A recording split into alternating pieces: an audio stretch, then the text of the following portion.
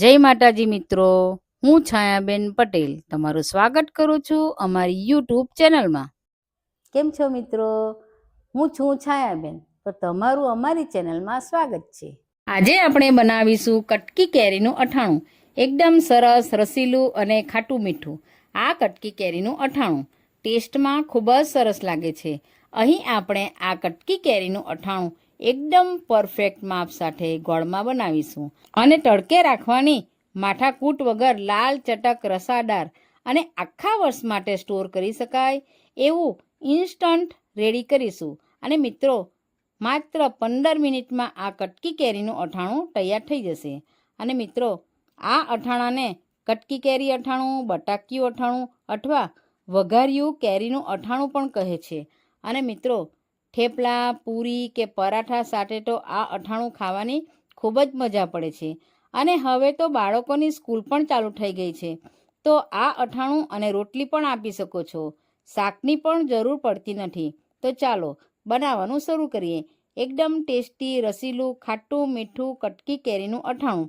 અને રેસીપી ગમે તો લાઈક આપી સબસ્ક્રાઈબ જરૂરથી કરજો.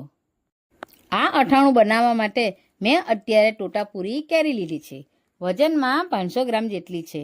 જ્યારે પણ તમે અઠાણું બનાવો ત્યારે માર્કેટમાંથી આ રીતની એકદમ દળવાળી કેરી લાવવાની છે. પણ મિત્રો, આ મારા વાડીની કેરી છે. કેરીને બરાબર પાણીથી સાફ કરી આપણે કોરા કાપડથી સરસ લૂછીને કોરી કરી લેવાની છે. ચાલો તો આપણે છરીના મદદથી છાલ કાઢી લઈએ. અને મિત્રો, જે દિવસે તમારે બનાવવું હોય એ દિવસે માર્કેટમાંથી કેરી લાવવાની. અને જો તમે કેરી ઘરમાં 1 થી 2 દિવસ માટે રાખી મૂકશો તો એ થોડી નરમ પણ થઈ જશે. ચાલો તો આપણે કેરીના નાના નાના પીસ કરી લઈએ. અને મિત્રો, હું તો હંમેશા ટોટાપુરી કેરીનો જ ઉપયોગ કરું છું, જેમાં ખટાશનું પ્રમાણ ઓછું હોય છે. તમે રાજાપુરી કેરીનો પણ ઉપયોગ કરી શકો છો. અને મિત્રો, જ્યારે પણ તમે અઠાણું બનાવો ત્યારે જે કેરીનો ઉપયોગ કરે તે એકદમ ફ્રેશ હોવી જોઈએ.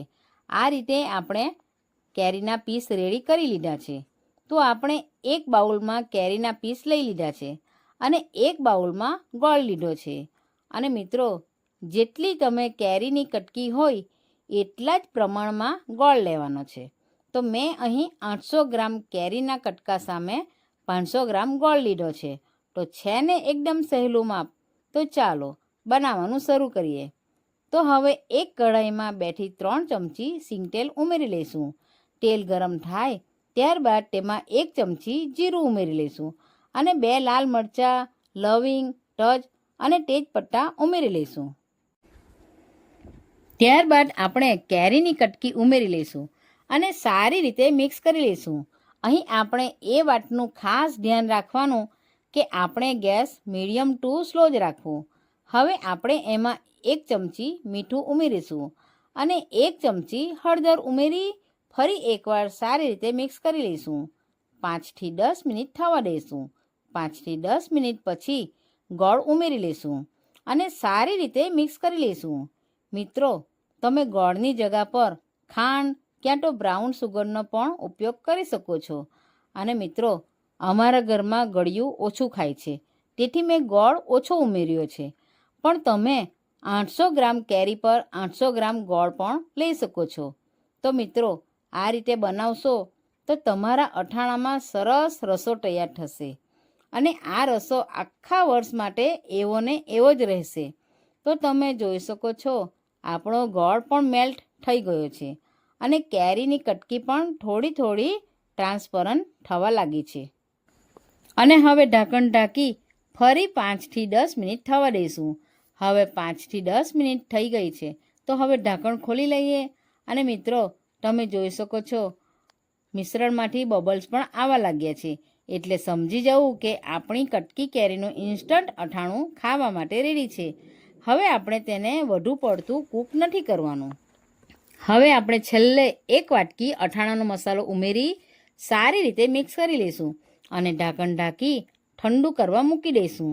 હવે આપણું અઠાણું 1 કલાક પછી એકદમ ઠંડુ થઈ ગયું છે.